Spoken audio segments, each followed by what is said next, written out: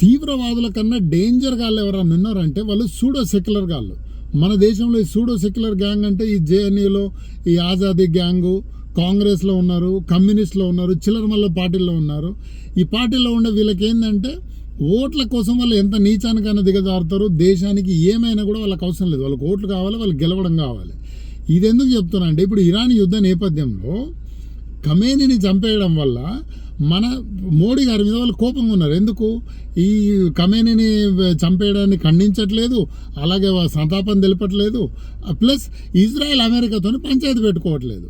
ఇప్పుడు ఇజ్రాయెల్ సంగతి తీసుకుంటే మన కార్గిల్ వారప్పుడు అప్పుడు యూఎస్ శాంక్షన్స్ ఉండే మన మీద, ఎందుకంటే మనం న్యూక్లియర్ టెస్ట్ చేసాం కాబట్టి శాంక్షన్స్ ఉండే, మనకి ఏ రకమైన హెల్ప్ దొరకలేదు.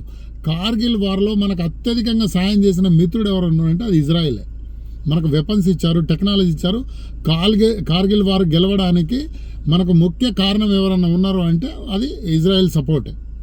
సో అలాంటి ఇజ్రాయెల్తో మనం పంచాయతీ పెట్టుకొని వాళ్ళని దూరం చేసుకోవాలంట. అట్లాగే యూఎస్ఏ ఇప్పుడు మన దగ్గర అత్యధిక సామానుగా ఉంటుంది, అంటే మన దేశం నుంచి ఇంపోర్ట్ చేసుకుంటున్న ఇంపోర్టర్ ఎవరైనా ఉన్నారంటే యూఎస్ఏ.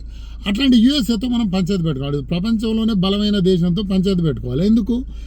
కేవలం ఖమేనీ మెప్పు కోసం. ఖమేనీ అనేటోడు ఎవడు మన దేశం మీద పదే విషం కక్కాడు.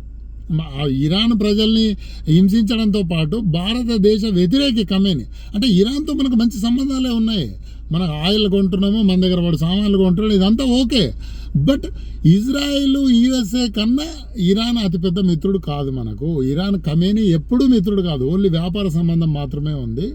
అందువల్ల సరే వాళ్ళ పంచాయతీ ఉంది, మన గవర్నమెంట్ స్టాండ్ ఏంది, మీరు కొట్టుకొని సావండి, జనాలు చచ్చిపోకుండా చూడండి, అంతే.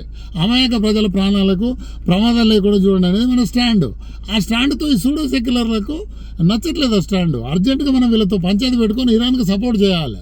మీరు వనరా భయ్, ఇరాన్ పోయి అక్కడ యుద్ధాలు చేయండి. ఆల్రెడీ బెదిరిస్తున్నారు కదా, ట్రంప్ని చంపేస్తాము, నెతన్యాహుని చంపేస్తామని. పోండి మరి అక్కడ పోయి యుద్ధాలు చేయండి.